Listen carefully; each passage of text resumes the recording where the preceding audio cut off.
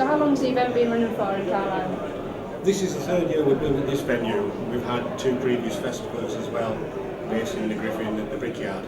How successful have those been? The first one wasn't bad. We had a lot of sponsorship, so it did help go a long way. Last year was excellent. We actually sold out and closed the bar at 7:30 on the Saturday night. So all those people that bought tickets on Saturday night had to have refunds, unfortunately. We chased them off to other pubs in town to sell the real ale. That leads me to my next question. Do you feel this festival will be as successful as last year when you actually sold out of beers, as you just said? Well, last year we had nearly 30 real ales on. This year we've increased it by 25%. We've got 35 real ales, 1 perry and 3 ciders as well. So we're keeping our fingers crossed that yes, we will sell out, but not quite as early in the evening. I honestly have no idea how many people will turn up this weekend. The venue holds between 200 and 250 people. The busiest time last year was about 180 people, but this year I'm quite certain we're going to have more than that at any one session. So how long have you actually been involved in camera yourself? I've been involved in camera probably 15 years now. It was just a chance meeting of a friend, and I said, "Oh, come and join you." And ever since then, it's been downhill.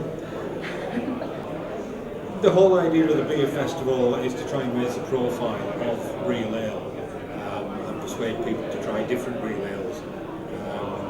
We do quite well with people coming in who've either never drunk real ale or a bit uncertain, or they've got friends and say, "Come along, we'll find something that you like."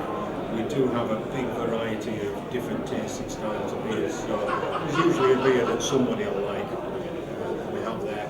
Having raised the profile of real ale, it's then persuading people to go out to their local pubs and find it as well. Without the support from our local breweries, we probably wouldn't be here today.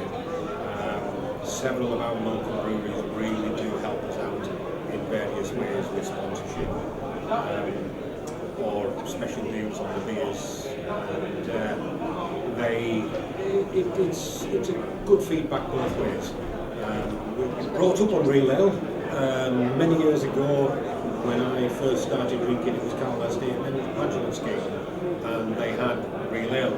Every pub in the State Management Scheme sold real ale at that time. Then unfortunately the government sold the only nationalised industry that was making a profit, and we were privatised in Carlisle. But a lot of the breweries at that time that bought into Carlisle decided that they were just going to put keg beers in rather than bring real ale in. So we lost an awful lot of real ale outlets, and at one point I would think people would say we had maybe just 5 outlets in Carlisle at the best. Now we've got 25 real ale outlets in Carlisle. So camera for me, I've been involved for the last 15 years, and I've seen a big change around in Carlisle with people's drinking habits in Carlisle all going down very well now.